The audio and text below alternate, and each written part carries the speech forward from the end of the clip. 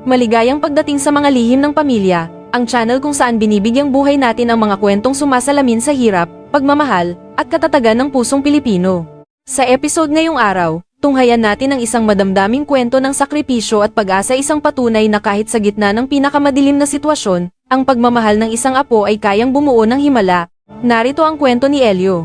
Nang mag-isa at kasama ang kanyang lola na may malubhang sakit na lubos na umaasa sa kanya upang mabuhay, huminto siya sa harap ng isang abandonadong kubo sa gitna ng mga palayan, na may mga sirang bakod, sira-sirang bahay, at ang katahimikan ng isang lugar na tila kinalimutan na ng mundo, ngunit hindi lubusan. Isang mahinang tunog ang humatak sa kanyang atensyon. Mga manok, iilan, payat, at abandonado, na sinusubukang mabuhay ng mag-isa. Sa sandaling iyon, sa kabila ng gutom, takot, at hindi alam ang gagawin, may isang bagay siyang napagtanto. Iyon na marahil ang tanging pagkakataon para maisalba ang kanyang lola. Sa bahaging iyon ng probinsya na kinalimutan na, kung saan ang hangin ay dahan-dahang dumadaan sa matatayog na talahib at ang tunog ng buhay ay tila napakalayo, ay may isang maliit na bahay na bato na halos guho na. Ito ay simple, luma, at bakas na ng panahon, na may mga sirang yero at tabingi na mga dingding na hinahayaan ang lamig na pumasok ng walang pasintabi. Sa kabila ng lahat, ang lugar na iyon ang natitira na lamang para kay Elio, at sa kanyang lola, Lola Agnese. Siya ay 30 taong gulang pa lamang, ngunit dala na niya sa kanyang mga mata ang isang pagod na hindi nararapat sa kanyang edad, tila ba pinabilis ng buhay ang panahon sa loob niya. Si Lola Agnes ay nakahiga sa isang lumang kama sa sulok ng silid, nababalot ng isang manipis na kumot na halos hindi siya maprotektahan mula sa lamig ng gabi. Ang kanyang mukha ay wala ng lakas na tulad ng dati. Ang kanyang mga mata ay lubog na, at ang kanyang paghinga ay mabagal. Tila bawat buntong hininga ay isang tahimik na pakikipaglaban sa sarili niyang katawan. Gayunpaman, kapag lumalapit si Elio, sinusubukan pa rin niyang ngumiti sa paraang simple at mahina, ngunit puno ng pagmamahal. "Kumain ka na ba, anak ko?" Tanong niya sa mahinang boses, kahit alam niyang halos walang makain sa bahay na iyon, at palagi siyang sumasagot ng oo, kahit kumakalam ang kanyang sikmura, dahil ayaw niyang dagdagan ang iniisip nito. Matapos silang iwan ng mga taong dapat sana ay nag-aalaga sa kanila, matapos magsara ang mga pinto at wala nang nangangamusta, si Lola Agnes ang nanatili. Siya ang humawak sa kamay ni Elio noong parang guguho na ang lahat, ang nagsabing kaya pa nilang magpatuloy kahit tila wala ng espasyo para sa kanila ang mundo. Ngunit ngayon ay iba na ang sitwasyon. Ngayon, siya ay naroroon, mahina, may sakit, at bawat araw ay tila kinukuha ang natitira pa niyang lakas. Nang umagang iyon, ang lamig ng madaling araw ay pumasok sa bahay bago pa man sumikat ang araw. Nagising si Elio na nakapulupot ang katawan, nararamdaman ng hangin na dumadaan sa mga siwang ng dingding at dala ang mabigat na katahimikan na tila pumipiga sa kanyang dibdib. Dahan-dahan niyang iniharap ang mukha at tumingin sa kama. Humihinga pa si Lola Agnes, ngunit mas mahina na kaysa kahapon. Dahil dito, may nabuong buhol sa loob niya, isang takot na hindi niya maipaliwanag, ngunit palaging naroroon. Tumayo siya, lumapit sa kama, at tumingin dito ng ilang segundo, tila sinusubukang ikintal ang sandaling iyon sa kanyang alaala. "Gagawa ako ng paraan," bulong niya kahit hindi niya alam kung paano, at ito ang katotohanang pinakamahirap tanggapin. Hindi niya alam ang gagawin, walang pera, walang sapat na pagkain, at walang malapitan. Siya na lang. At ang panahon na mabilis na lumilipas, lumabas si Elio ng bahay at huminto sa labas. Ang langit ay nagsisimula pa lamang magliwanag, at ang paligid ng probinsya ay tila hindi gumagalaw sa panahon, natatakpan ng matataas na damo at katahimikan na nagbibigay ng pakiramdam ng pag-iwan. Huminga siya ng malalim at tumingin sa paligid. Walang anuman doon na makakatulong sa kanya, ngunit ngayong araw, may nagbago sa loob niya. Hindi lang ito kalungkutan, ito ay desperasyon. At kung minsan, ang desperasyon ang nagtutulak sa isang tao para magpatuloy. Nagsimula siyang maglakad nang hindi alam kung saan pupunta, sinusundan lamang ang landas sa matataas na talahib na humahampas sa kanyang mga binti, habang ang araw ay nagsisimula ng sumilip sa abot tanaw. Ang katawan niya ay damang-dama na ang bigat ng gutom, ang pagod ng gabing walang tulog, at ang takot sa maaaring mangyari kung walang magbabago. Gayunpaman, nagpatuloy siya dahil ang huminto ay hindi opsyon.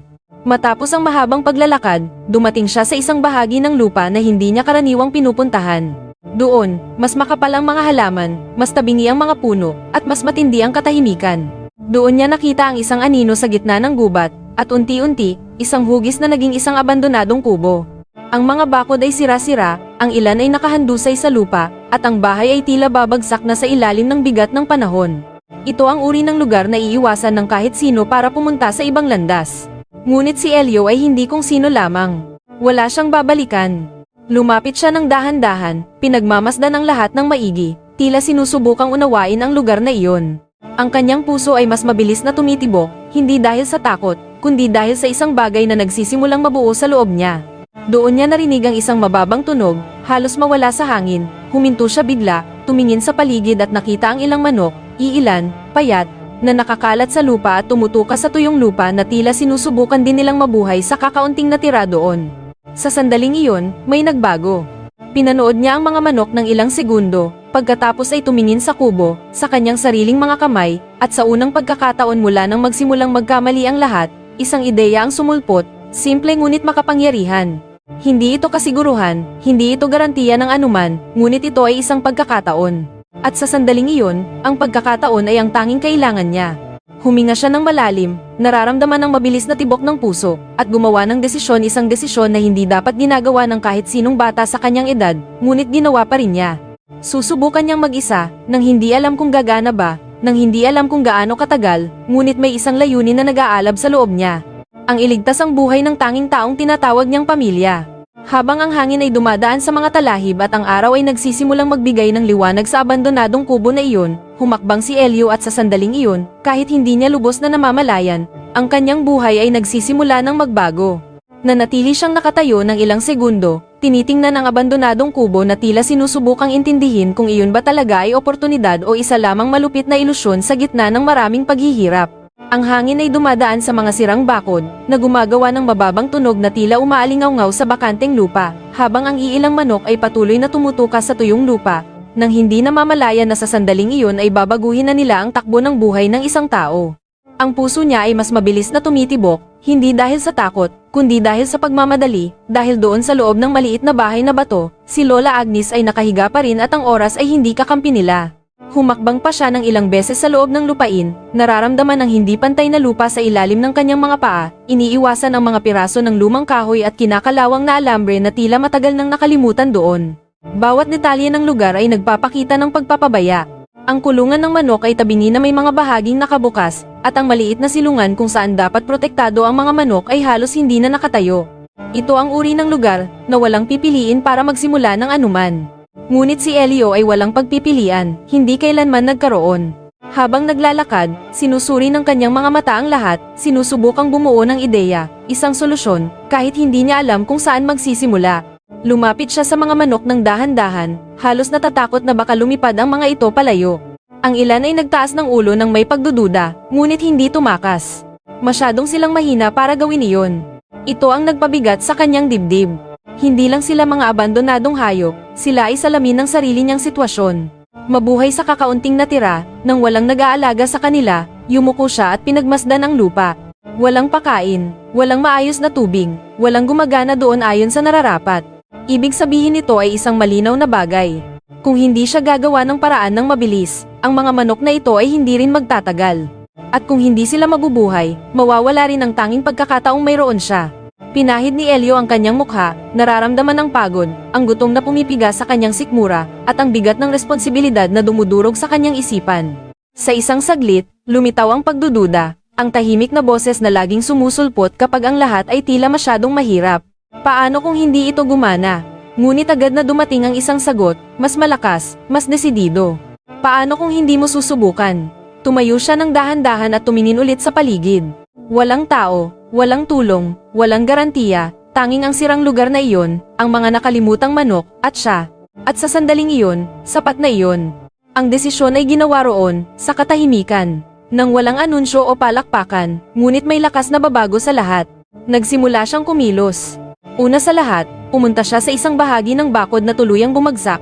Pulot siya ng piraso ng kahoy mula sa lupa at sinubukang ibalik ito sa ayos, pinuwersa ng kanyang mga kamay nang walang anumang kasangkapan.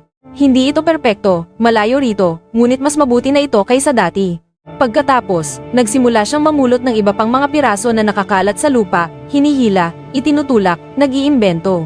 Ang pagod ay malaki, at ang katawan ay damang-dama na ang bigat ng bawat galaw, ngunit hindi siya tumitigil, dahil habang nagtatrabaho siya, may isang bagay sa loob niya na hindi pumapayag na sumuko siya. Ang araw ay nagsimulang tumaas sa langit at kasabay nito ay ang init. Ang pawis ay dumadaloy sa kanyang mukha, humahalo sa alikabok, habang ang kanyang mga kamay ay nagsisimula ng mamula sa pagod. Gayunpaman, unti-unti, ang lugar na iyon ay nagsisimula ng magbago. Kaunti, halos hindi mapansin, ngunit iba na. Pagkatapos ng ilang sandali, napagtanto niya ang isa pang problema. Ang tubig. Ang mga manok ay walang mainuman. Tumingin siya sa paligid at nakakita ng lumang timba na nakatapon malapit sa bahay. Ito ay madumi, halos hindi na magagamit, ngunit maaari pa ring pakinabangan. Naglakad siya patungo sa isang bahagi ng lupa na mababa, kung saan may maliit na naipong tubig ulan, at maingat na pinuno ang timba. Hindi ito malinis, hindi ito ideal, ngunit sa sandaling iyon ang mayroon. Nang bumalik siya at inilagay ang tubig malapit sa mga manok, ang ilan ay dahan-dahang lumapit. Ang simpleng tagpong iyon, maliit, ay may ginalaw sa loob niya, dahil ipinapakita nito sa kanya na, kahit hindi niya alam ng eksakto kung ano ang ginagawa niya, nakakatulong na siya, ngunit ang araw ay malayo pa bago matapos, at ang realidad ay mahirap pa rin. Ang sikmura niya ay masakit dahil sa gutom, ang kanyang lakas ay nagsisimula ng bumaba, at sa unang pagkakataon ngayong araw, huminto si Elio at naisip ang kanyang lola. Inisip niya ito na nag-iisa sa kama, naghihintay, marahil hindi alam kung babalik pa siya. Para itong shock. Hindi siya maaaring manatili roon buong araw, kailangan niyang bumalik, ngunit ngayon, sa unang pagkakataon, hindi siya umuuwi ng walang dala. Bago siya umalis, tumingin siya ulit sa kubo. Malayo pa ito sa pagiging magandang lugar. Sira pa rin, mahina, halos guguho na. Ngunit ngayon ay may isang bagay doon na dati ay wala, isang pagtatangka, at kung minsan ay ito mismo ang simula ng pagbabago sa lahat. Nagsimulang maglakad pa uwi si Elio nang may pagod na katawan ngunit may ibang isipan, dahil ngayon ay mayroon na siyang plano hindi perpekto, hindi madali, ngunit totoo. At habang ang hangin ay muling dumadaan sa matataas na talahib, hinigpitan niya ang kanyang mga kamao at gumawa ng tahimik na pangako sa kanyang sarili. Babalik siya kinabukasan, at sa susunod pa at sa lahat ng pagkakataong kailangan, dahil hanggat may pagkakataon, kahit maliit, hindi niya hahayaang umalis si Lola Agnes nang hindi lumalaban, at ang labang iyon ay nagsisimula pa lamang. Ang paglalakad pa uwi ay tila mas mahaba kaysa pagpunta. Ang katawan ni Elio ay hindi na sumusunod ng may parehong lakas.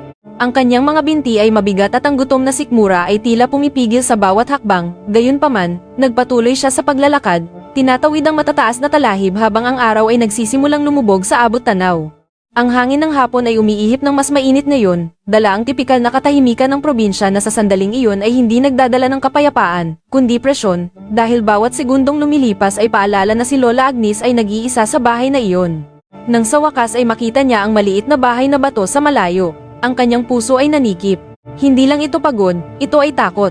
Ang tahimik na takot na lumalaki sa loob ng isang tao na matakot na mawalan ng mahal sa buhay sa anumang sandali. Binilisan niya ang kanyang lakad hanggat kaya niya, binaliwala ang bigat ng katawan, binaliwala ang gutom, binaliwala ang lahat.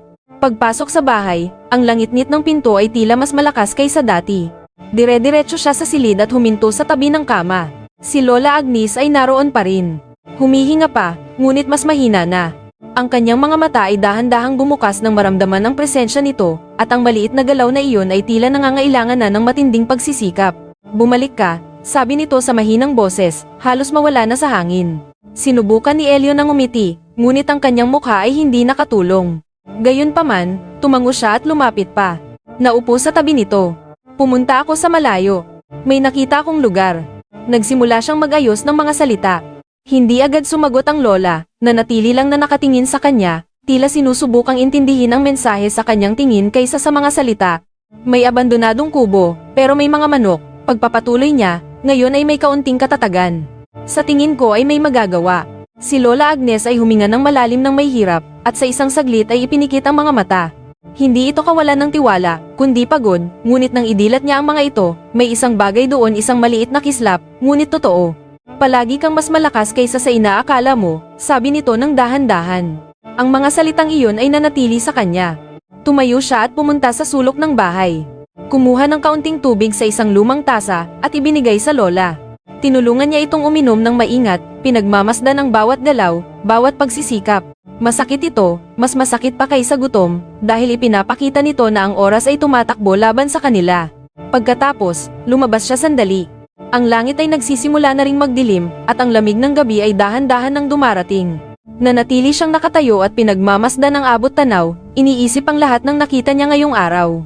Ang kubo, ang mga manok, ang sirang bakod, ang maduming tubig, ang lahat ay tila napakahirap, ngunit sa parehong pagkakataon, ito ang tanging pagkakataon. Alam niyang kung hindi siya babalik doon, wala nang magbabago, at kung walang magbabago, ang wakas ay nakasulat na. Ang gabing iyon ay halos hindi siya nakatulog. Ang katawan ay pagod, ngunit ang isipan ay hindi humihinto. Inisip niya ang dapat gawin, inisip kung paano aalagaan ang mga manok, inisip kung paano makakahanap ng pagkain. Nag-iisip siya ng nag-iisip hanggang ang katahimikan ng gabi ay naghari sa bahay. Bago pa man sumikat ang araw, nakatayo na siya. Ang lamig ay matindi, ngunit hindi kasing tindi ng pagmamadali sa loob niya. Tumingin siya ulit kay Lola Agnes, na natutulog pa rin, at lumabas ng tahimik. Ngayon, ang kanyang mga hakbang ay mas desidido, hindi dahil mas madali, kundi dahil alam na niya kung saan siya pupunta. Nang makarating ulit sa kubo, ang senaryo ay tila pareho, ngunit para sa kanya, hindi. Ngayon, ang lugar na iyon ay hindi lang abandonado, ito ay responsibilidad. Ang mga manok ay naroon pa rin, nakakalat sa lupa, at ang ilan ay dahan-dahan ng kumikilos, naghahanap ng makakain. Lumapit si Elio, at pinanood sila ng ilang segundo. Napansin niyang ang lupa ay masyadong tuyo, halos walang anuman na maaaring makain. Ito ay isang problema. Nagsimula siyang magbungkal ng lupa gamit ang kanyang mga kamay, kumukuha ng maliliit na piraso ng lupa, sinusubukang humanap ng anuman. Kakaunti, halos wala, ngunit ilang manok ang lumapit, mausisa, at nagsimulang tumuka kung saan niya binungkal ang lupa. Sapat na ito para mapagtanto niya ang isang mahalagang bagay. Kailangan ba niyang pakainin sila? Sa anumang paraan, nang hindi nag-aaksaya ng oras, nagsimula siyang maghalughog sa lupa, naghahanap ng anumang maaaring makatulong. Nakakita siya ng mga tira-tirang dahon, maliliit na insekto, piraso ng ugat, anumang maaaring makatulong. Kakaunti, ngunit mas mabuti kaysa wala. Nagsimula ang trabaho roon, mabagal, mahirap, nakakapagod, ngunit totoo. Ang araw ay tumataas sa langit habang siya ay kumikilos mula rito patungo roon, nag-iimbento, sumusubok, nagkakamali, at sumusubok ulit. Walang nagtuturo sa kanya, walang manual. Tanging ang pangangailangan ang nandoon. Sa isang punto, huminto siya at pinagmasdan ang buong paligid. Ang kubo ay wasak pa rin, isang lugar na kinalimutan pa rin, ngunit ngayon, may ibang bagay na. May taong sumusubok, at ito ang nagpapabago sa lahat. Ang pagod ay bumalik ng may lakas at ang katawan ay nagsimulang magprotesta. Ang gutom ay muling naramdaman, mas malakas kaysa dati. Sa isang saglit, ipinikit niya ang mga mata at huminga ng malalim. Ang pakiramdam ng kahinaan ay sinubukang hatakin siya pababa, ngunit naalala niya ang imahe ni Lola Agnes, nakahiga, mahina, naghihintay. At sapat na iyon. Ipinikit niya ang mga mata ng mas mariin, mas desidido, at bumalik sa trabaho. Dahil sa sandaling iyon, hindi ito tungkol sa kanya, ito ay tungkol sa pagliligtas ng isang tao, at hanggat may isang pagkakataon, hindi siya titigil. Ang araw ay mataas na nang sa wakas ay huminto si Elio ng ilang segundo, nakapatong ang mga kamay sa kanyang mga tuhod habang sinusubukang huminga ng maayos. Ang buong katawan niya ay masakit, ang kanyang mga braso ay mabigat, at ang gutom na sikmura ay tila naniningil sa bawat pagsisikap na ginawa mula kaninang umaga. Ang init ay umaakyat mula sa tuyong lupa, humahalo sa pagod at lumilikha ng pakiramdam na mahirap balewalain. Gayunpaman, hindi siya basta-basta makakaalis. Ang pagtingin sa kubong iyon ngayon ay iba na. Hindi na ito basta abandonadong lugar, ito ang tanging landas na mayroon siya. Ang mga manok ay patuloy na nakakalat sa lupa, ang ilan ay mas mahina, ang iba ay sinusubukan pa ring tumuka sa kakaunting makita. Pinagmamasdan ni Elio ang bawat isa sa kanila ng maigi, tila sinusubukang intindihin kung ano ang gagawin pagkatapos. Nakapulot na siya ng kaunting pagkain, nakapaghanda na siya ng maliit na espasyo na may tubig, ngunit hindi pa ito sapat.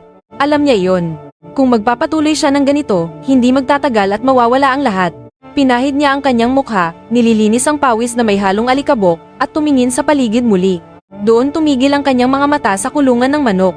Ang istruktura ay tabingi. May mga bukas na bahagi at nabubulok na kahoy, tila naghihintay na lamang ng isang malakas na hangin para gumuho, ngunit kahit sa ganitong kalagayan, mayroon pa ring maasahan. Lumapit si Elio ng dahan-dahan, sinusuri ang bawat detalye. Ang pinto ay maluwag, ang mga gilid ay bukas, at ang sahig ay puno ng dumi na matagal nang naipon.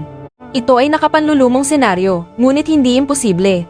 Itinulak niya ang pinto ng maingat na naglabas ng malakas na langit-ngit na bumasag sa katahimikan ng lugar, at pumasok. Ang amoy ay matapang at sa isang saglit ay halos umurong siya, ngunit hindi niya ginawa dahil hindi siya maaaring umurong. Nagsimula siyang maglinis gamit ang kanyang mga kamay, inaalis ang mga piraso ng sirang kahoy, inililipat ang dumi, gumagawa ng espasyo. Ito ay mabigat na trabaho at hindi man lang nakakaaliw, ngunit unti-unti, ang lugar ay nagsisimula ng magbago, dahan-dahan, unti-unti, ngunit nagbabago. Ang oras ay lumilipas nang hindi niya namamalayan. Nang lumabas siya roon, ang araw ay mas matindi na, at ang kanyang katawan ay tila mas mabigat kaysa dati. Ang kanyang mga kamay ay madumi, gasgas, at ang kanyang mga daliri ay nagsisimula ng makaramdam ng hapdi. Huminga siya ng malalim at tiningnan ang kanyang nagawa.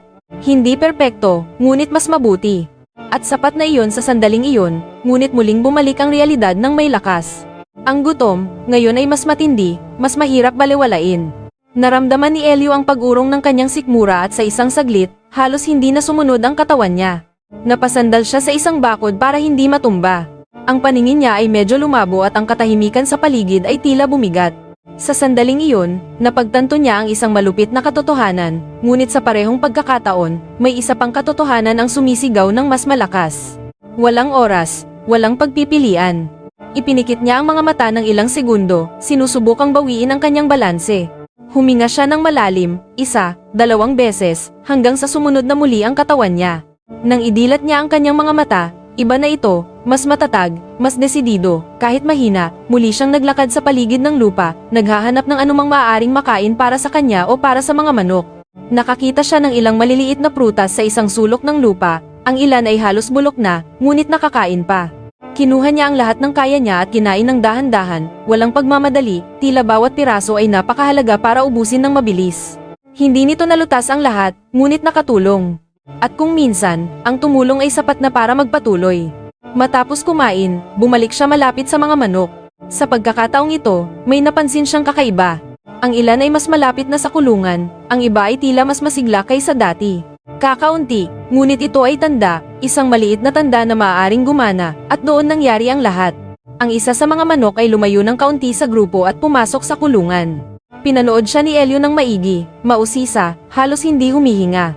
Naghintay siya sa katahimikan habang pinapanood.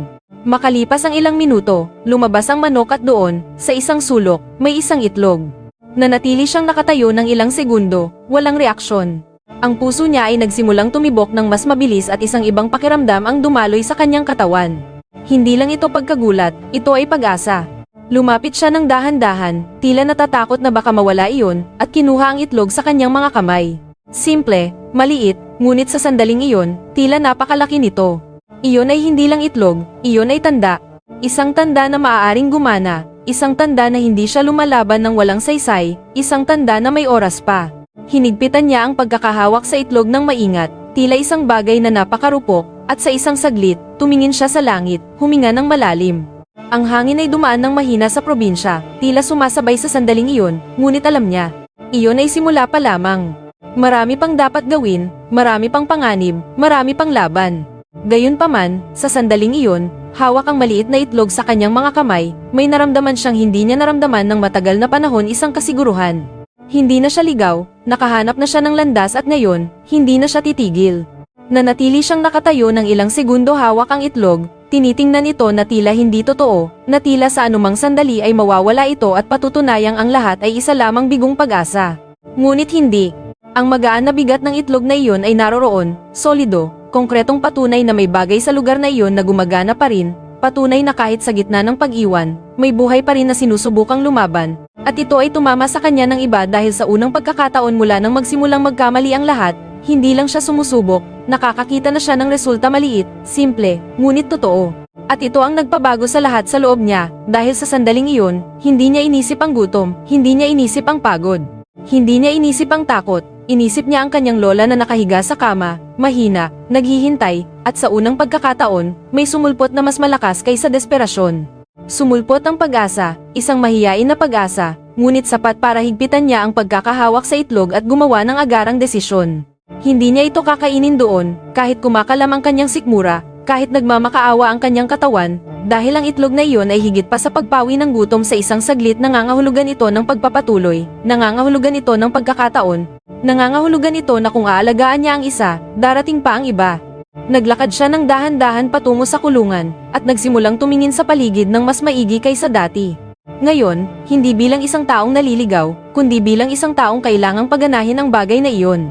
Napansin niyang ang ilang manok ay sinusubukang pumasok, ngunit ang espasyo ay hindi pa maayos ang pagkakaayos. May mga butas pa rin, may mga bukas na bahagi pa rin kung saan maaaring pumasok ang anumang bagay, at ito ang nagbukas ng alarm sa loob niya, dahil kung ang lugar na iyon ay hindi magiging ligtas, maaaring mawala ang lahat sa kanya. Kaya, nang hindi nagdadalawang isip, muli siyang nagtrabaho, kahit pagod, kahit mabigat ang mga braso, hinihila ang mga piraso ng kahoy, isinisiksik hanggat kaya, pinapatibay ang anumang posible. Nag-iimbento gamit ang kakaunting mayroon siya, bawat galaw ay mabagal, mabigat, ngunit puno ng intensyon, dahil ngayon ay hindi na lang ito pagtatangka, ngayon ito ay responsibilidad. Ang oras ay lumipas, at ang araw ay nagsimulang lumubog muli. Nang huminto siya ng ilang segundo para huminga, ang katawan niya ay hindi na sumusunod ng may parehong lakas, ngunit ang kanyang paningin ay iba na, mas maigi, mas matatag. Tumingin siya muli sa kulungan, sa mga manok, sa lupa, at may isa pang bagay na humatak sa kanyang atensyon. Ang isa pang manok ay pumasok, nanatili roon ng ilang sandali at lumabas, at ito ang nagpabilis muli sa tibok ng kanyang puso. Naghintay siya ng hindi gumagawa ng ingay, tila saksi sa isang bagay na masyadong mahalaga para gambalain.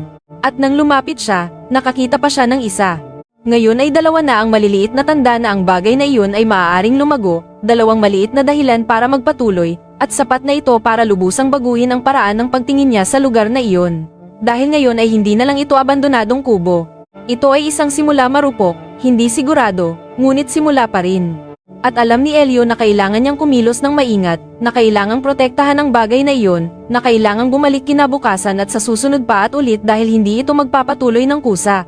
Hawak ang dalawang itlog ng maingat. Sa unang pagkakataon mula nang lumabas siya ng bahay kaninang umaga, nagdesisyon siyang bumalik, hindi dahil sumusuko siya, kundi dahil ngayon ay mayroon na siyang madadala, isang bagay na makakapagpabago.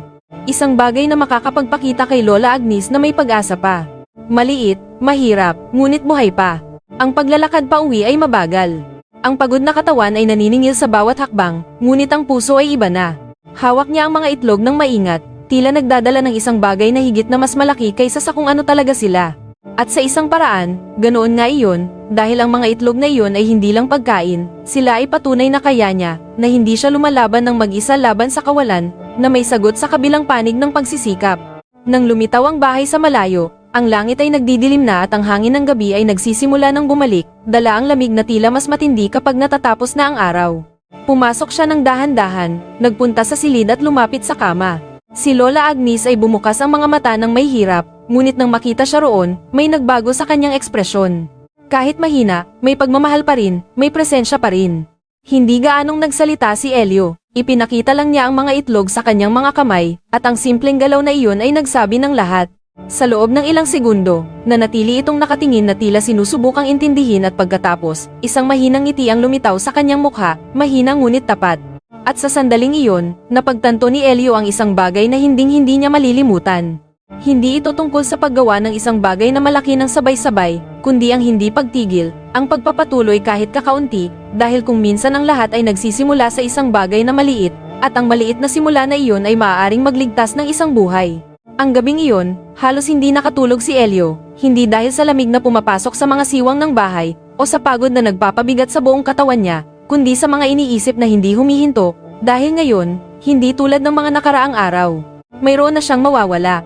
Nakahanap siya ng landas na maliit pa, marupok pa, ngunit totoo, at ito ay nagdala ng bagong takot, mas mabigat kaysa dati ang takot na magkamali ang lahat, ang takot na mawala ang tanging pagkakataong lumitaw, ang takot na hindi makayanan sa tamang oras. At habang nakatingin sa madilim na kisame, nakikinig sa mahinang paghinga ni Lola Agnes sa tabi niya, isang bagay lang ang tumatakbo sa kanyang isipan ng walang tigil. Kaya ko ito. Bago pa man sumikat ang araw, nakatayo na siya. Ang katawan ay masakit pa rin, ang mga manggas ay hapdi dahil sa mga sugat mula kahapon, ngunit ang isipan ay matatag, mas matatag kaysa dati. Tiningnan niya ang lola muli, gaya ng ginagawa niya tuwing umaga. Sinisiguro kung naroroon pa ito, humihinga, lumalaban. At ang maliit na galaw ng buhay na iyon ay sapat para itulak siyang muli sa labas ng bahay, dahil ngayon, bawat araw ay mahalaga, bawat oras ay mahalaga, bawat pagtatangka ay mahalaga. Ang landas patungo sa kubo ay tila mas maikli, hindi dahil mas madali, kundi dahil alam na niya kung saan siya pupunta. At nang makarating siya, may isang bagay na nagpahinto sa kanya sandali. Ang katahimikan ay iba, mas mabigat, tila may isang bagay na hindi nasa tamang lugar. Mabilis siyang tumingin sa paligid, ang puso ay nagsisimulang bumilis, at doon niya nakita ang isang bahagi ng bakod na inayos niya kahapon na kahandusay na naman sa lupa at ang ilang manok ay mas nakakalat kaysa dati. Tila may isang bagay na dumaan doon noong gabi. Dahil dito, nanlamig ang kanyang dugo. Tumakbo siya patungo sa kulungan, tumitingin sa paligid ng maigi, sinusubukang intindihin ang nangyari, naghahanap ng mga senyales, bakas, anumang bagay. At pagkatapos, napansin niya ang mga yapak sa lupa, mahina, ngunit sapat para ipakita na isang hayop ang nakapasok doon. Marahil para sa mga manok, marahil dahil sa instinct, marahil dahil ang lugar na iyon ay masyadong bukas para protektahan ang sarili. At sa sandaling iyon, ang isang malupit na realidad ay tumama sa kanya ng may lakas.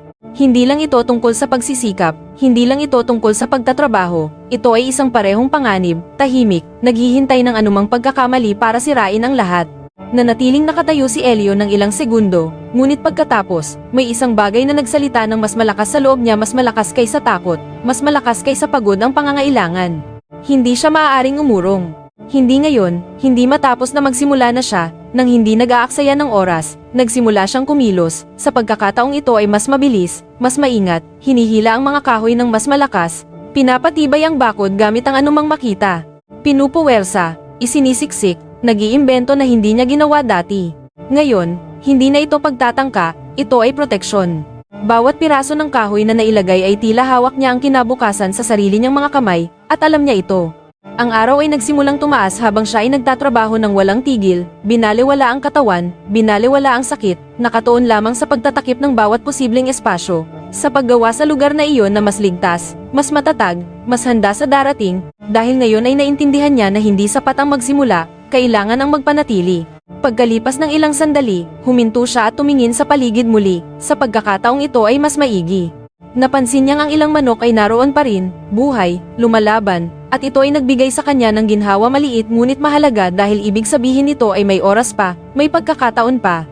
Naglakad siya patungo sa kulungan at pumasok ng dahan-dahan, halos tahimik, tila para hindi gambalain ang sandaling iyon. At doon, nakita niya sa isang sulok ang isa pang itlog, kahit matapos ang nangyari, kahit sa kabila ng panganib, kahit sa kabila ng lahat. May resulta pa rin.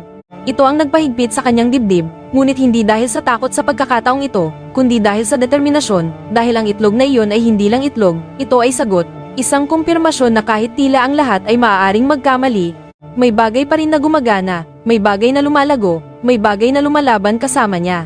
Kinuha niya ang itlog ng maingat, hinawakan ng mahigpit, at sa sandaling iyon, gumawa siya ng desisyong mas malakas kaysa sa mga nauna. Hindi niya lang ito aalagaan, poprotektahan niya ito sa anumang gastos, dahil ngayon ay naintindihan niya na hindi lang niya sinusubukang iligtas ang kanyang lola, bumubuo siya ng isang bagay na maaaring sumustina sa kanila. Ang hangin ay umiihip ng mas malakas sa sandaling iyon, itinataas ang matataas na talahib sa paligid, at nanatili siyang nakatayo ng ilang segundo, pinagmamasdan ang kubo, ang bakod, ang kulungan, ang mga manok. Tila nakikita ang lahat sa isang bagong paraan, mas seryoso, mas totoo. Ang laban ay nagsimula na ng tunay at ngayon ay wala ng espasyo para sa pagkakamali, dahil bawat maliit na kapabayaan ay maaaring maging kapalit ng lahat. Ang araw na iyon, hindi huminto si Elio kahit isang saglit, kahit ang katawan ay nagbibigay ng malinaw na senyales na abot na nito ang hangganan, kahit ang mga kamay na hapdi at ang mga braso na bumibigat sa bawat galaw, dahil ngayon ay alam na niya na hindi siya maaaring basta bumalik, gumawa ng kaunting trabaho, at umalis. Ngayon, kailangan niyang magpanatili, kailangan niyang mag-alaga, kailangan niyang tiyakin na ang bagay na iyon ay hindi mawawala, at ito ang nagpabago sa lahat, dahil ang pagbabago ng isang bagay ay mahirap na, ngunit ang pananatili rito na buhay ay mas mahirap pa. At habang naglalakad siya mula rito patungo roon sa kubo, pinapatibay ang anumang kaya, pinagmamasdan ang bawat detalye, sinusubukang hulaan kung ano ang maaaring magkamali, nararamdaman niya ang bigat ng lahat ng iyon na lumalaki sa loob niya. Hindi lang ito pisikal na pagsisikap, ito ay responsibilidad. Ang araw ay mataas na nang magdesisyon siyang humanap ng iba pang bagay na maaaring makatulong. Dahil ngayon, isang bagay ang malinaw. Ang pag-aayos lang ng bakod ay hindi sapat. Kailangan niyang pakainin ng mas maigi ang mga manok, kailangan niyang panatilihin ang mga ito roon, kailangan niyang siguraduhin na ang lugar na iyon ay may pagpapatuloy. Kaya nagsimula siyang mag-explore sa lupa ng mas maigi kaysa dati, tinitingnan ang bawat sulok, inililipat ang matataas na talahib, binubungkal ang mga tipak ng lupa, naghahanap ng anumang senyales ng bagay na kapaki-pakinabang, anumang bagay na maaaring maging pagkain. At matapos ang mahabang paglalakad, nakakita siya ng isang kakaibang punto, isang piraso ng lupa na mas mamasa-masa kung saan ang maliliit na insekto ay lumilitaw ng mas madalas. Yumuko siya at nagsimulang magbungkal ng lupa gamit ang kanyang mga kamay, hinihila, naghuhukay, namumulot ng anumang kaya niya. At agad na nagsimulang lumapit ang ilang manok ng may kuryosidad, at ito ang nagkumpirma sa kailangan niya. Kahit hindi niya alam ng eksakto kung ano ang ginagawa niya, natututo siya, ngunit ang katawan ay hindi sumasabay sa ritmo. Ang gutom ay bumalik ng mas malakas, mas matindi. Ngayon ay hindi na lang ito istorbo, ito ay sakit. Ang sikmura ay tila nagsasara. Ang katawan ay nagsimulang mawalan ng lakas ng mas mabilis at sa isang saglit ay huminto siya, nakapatong ang mga kamay sa kanyang mga binti, humihinga ng malalim, sinusubukang manatiling nakatayo. Ang mundo sa paligid ay tila umikot ng kaunti at iyon ang pinakamahirap na sandali hanggang sa sandaling iyon, dahil sa unang pagkakataon ay naramdaman niyang maaari siyang gumuho, na marahil ay hindi niya kakayanin ang pagpapatuloy ng ganito. At doon mismo sinubukang bumalik ng pagdududa. Ang tahimik, mapilit na boses na iyon. Paano kung hindi mo kaya? Ngunit gaya ng dati, isa pang sagot ang dumating. Mas malakas. Paano kung tumigil ka? Ipinikit ni Elio ang mga mata ng ilang segundo, huminga ng malalim, sinusubukang bawiin ang kakaunting lakas na natitira sa kanya. At nang idilat niya ang mga ito, siya ay desidido hindi dahil maayos siya, hindi dahil malakas siya, kundi dahil wala siyang pagpipilian, hindi siya maaaring tumigil. Hindi ngayon, hindi matapos na magsimula na siya, hindi habang si Lola Agnes ay nandoon pa rin. Naghihintay, bumalik siya sa kulungan ng dahan-dahan, na may mas mabibigat na hakbang, ngunit may matatag na isipan, at nagsimulang manood muli, isa-isa. Sa mga manok, sinusubukang intindihin kung paano sila kumikilos. Sinusubukang matuto ng walang sino man na magtuturo sa kanya, sinusubukang makahanap ng pattern. At doon niya napansin ang isang mahalagang bagay. Ang ilan ay bumabalik palagi sa parehong sulok, pumapasok palagi sa parehong punto, at ito ang nagpaintindi sa kanya na doon sila nangingitlog. Lumapit siya ng maingat, halos hindi humihinga, at nang tumingin siya, nakakita pa siya ng dalawa. Ngayon ay mas marami na kaysa kahapon. Ito ang nagpabilis muli sa tibok ng kanyang puso, kahit sa gitna ng pagod, kahit sa gitna ng gutom, dahil ngayon, hindi na ito pagkakataon, ito ay tuloy-tuloy na resulta. At ito ang nagpabago sa lahat. Kinuha niya ang mga itlog ng maingat, hinawakan ng mahigpit, at sa sandaling iyon ay gumawa siya ng isa pang desisyon, mas madiskarte, mas pinag-isipan. Kailangan niyang magsimulang magtabi nito, kailangan niyang mag-organisa, kailangan niyang gawing mas malaki ang bagay na iyon. Hindi siya maaaring mabuhay ng araw-araw lang, kailangan niyang isipin ang kinabukasan. Ang araw ay nagsimulang lumubog ng dahan-dahan at ang kanyang katawan ay abot na sa hangganan. Ngunit bago siya umalis, gumawa siya ng isang huling bagay. Bumalik siya sa bakod at pinatibay ang isa pang punto na mahina pa ring hindi perpekto, kailanman ay hindi perpekto, ngunit mas mabuti kaysa dati, dahil ngayon ay alam na niya. Bawat detalye ay mahalaga. Nang sa wakas ay nagsimula siyang bumalik sa bahay, ang mga hakbang ay mabagal, ang katawan ay pagod, ngunit ang isipan ay iba na. Hindi na siya ligaw, hindi na siya naglalakad ng mahirap, matindi, puno ng panganib, kundi isang landas. Nang makarating sa maliit na bahay, ang langit ay nagdidilim na, at ang hangin ng gabi ay bumabalik para humampas sa hangin. Pumasok si Elio ng dahan-dahan, nagpunta sa silid at huminto sa tabi ng kama. Si Lola Agnes ay bumukas ang mga mata ng may hirap, ngunit nang makita siya roon, may nagbago muli. Ang maliit na kislap na iyon ay umiiral pa rin, kahit mahina. Nandoon pa rin. Hindi gaanong nagsalita si Elio, ipinakita lang niya ang mga itlog sa kanyang mga kamay muli, at sa pagkakataong ito ay mas marami na. At ito ang nagsabi ng lahat, nang hindi na kailangan ng salita, dahil ngayon ay hindi na ito swerte, ito ay ang laban na nagbubunga. At habang naupo siya roon, sa tabi nito, kahit pagod, kahit gutom, kahit abot na sa hangganan, napagtanto niya ang isang bagay na magpapabago sa lahat mula sa sandaling iyon. Hindi mahalaga kung gaano kahirap, hanggat may sagot ay magpapatuloy siya, dahil ang sumuko ay hindi opsyon. Ang mga araw ay nagsimulang lumipas sa isang ibang paraan pagkatapos noon, hindi na hinihila ng desperasyon, kundi sinasabayan ng mahirap na routine. Paulit-ulit at tahimik na binuo ni Elio gamit ang sarili niyang mga kamay. Magising bago sumikat ang araw, maglakad patungo sa kubo, kahit pagod ang katawan, alagaan ang mga manok, patibayin ang anumang mahina pa, maghanap ng pagkain, matuto sa pamamagitan ng pagtatangka at pagkakamali, nagkakamali ng marami. Napakaraming beses, nakakakuha ng kakaunti, ngunit hindi kailanman titigil, dahil ngayon, bawat maliit na resulta ay nagbibigay ng pagkakaiba. Bawat itlog na nahanap ay higit pa sa pagkain, ito ay oras. Oras para kay Lola Agnes para patuloy na huminga, oras para sa kanya para patuloy na sumubok. At ito ang tanging kailangan niya. Ang katawan ay patuloy na nararamdaman ang bigat, ang gutom ay patuloy na nararamdaman, ang pagod ay hindi nawawala ng lubusan, ngunit may nagbago sa loob niya. Hindi na lang ito desperasyon, ito ay resistensya, isang tahimik na lakas na lumalaki kapag nagdesisyon ang isang tao na huwag sumuko, kahit ang lahat sa paligid ay tila nagsasabing kabaligtaran nito. At habang naglalakad siya sa kubo sa isa sa mga araw na iyon, pinagmamasdan ang mga manok, ngayon ay mas malakas na, mas present, napansin niya ang isang bagay na dati ay wala. Ang lugar ay hindi na tila patay na, hindi na tila abandonado, may kilos, may sagot, may buhay na unti-unting bumabalik. Sa bahay, si Lola Agnes ay lumalaban pa rin.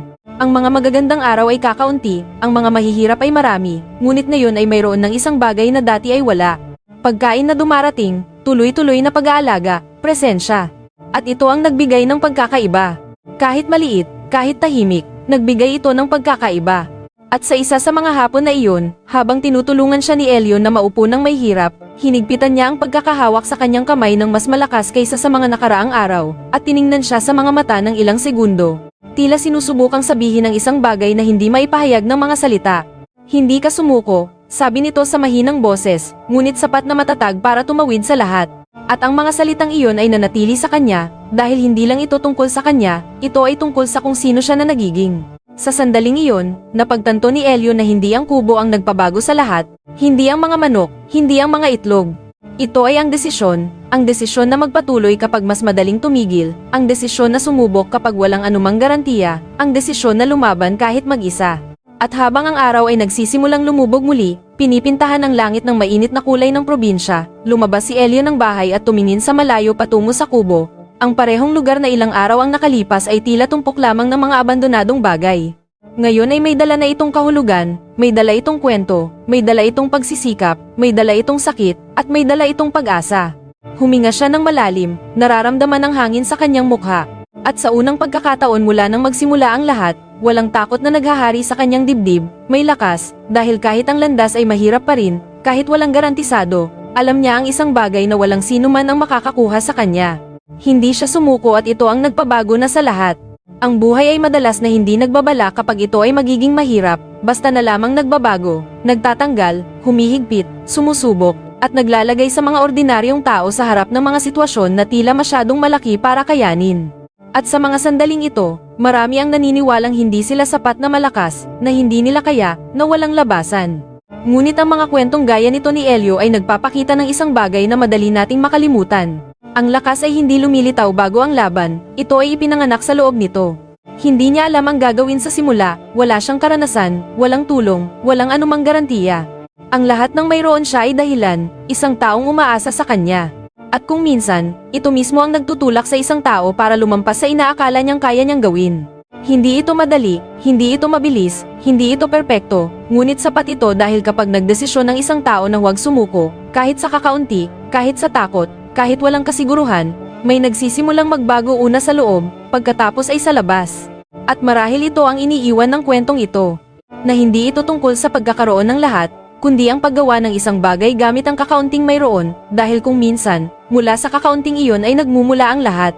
Ang kwento ni Elio ay nagpapaalala sa atin na ang tunay na lakas ay hindi nasusukat sa edad, kundi sa lalim ng ating pagmamahal at determinasyong bumangon. Sana ay nagbigay ng inspirasyon ang paglalakbay na ito sa inyong mga puso. Kung kayo ay naantig sa mga ganitong uri ng kwento, huwag ninyong kalimutang mag-subscribe at i-click ang notification bell dito sa mga lihim ng pamilya para hindi ninyo mapalampas ang susunod nating pagbabahagi ng mga aral at damdaming tunay na tatatak sa ating pagkatao. Maraming salamat sa panonood.